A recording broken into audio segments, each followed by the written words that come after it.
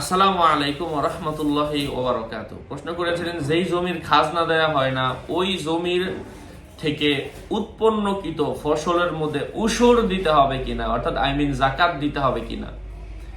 জাকাত ওটা এক জিনিস, উশর একটা এক জিনিস। এই বিষয়টা নিয়ে আজকে আমরা এই ভিডিওতে জানবো। আলোচনা অবস্থায় সাথেই থাকবেন। এখনো যারা চ্যানেলটি সাবস্ক্রাইব করেননি, সাবস্ক্রাইব করতে ভুলবেন না।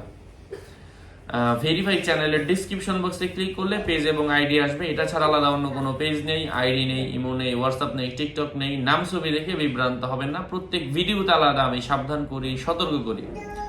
শুধু শুধু আমার নাম লিখে ফেসবুকে সার্চ করবেন না, হাজার মানুষের আইডি আসবে। এই জন্যই বলি ভেরিফাই চ্যানেলের ডিসক্রিপশন বক্সে ক্লিক করুন। যাই হোক, সম্মানিত প্রিয় উপস্থিত বৃন্দ, উশর বলা হয় জাকাতকে। আর জমিনের যে খাজনা, এটা তো সরকারে পায়। এই খাজনা এটা দেওয়া আপনার দায়িত্ব, সচেতন নাগরিক হিসাবে এটা আপনি দিয়ে দিবেন। হ্যাঁ, আর ওইটা হচ্ছে সরকারের পাওনা খাজনা। এই উশর আপনাকে আদায় করতে হবে। উশর হচ্ছে ফসল যখন বেশি হয়ে যায়, এটার একটা নির্ধারিত মাপ রয়েছে। ওই ফসলের জাকাত কিন্তু গরিব, মিসকিন, এতিম, অসহায়দেরকে দান করতে হয়।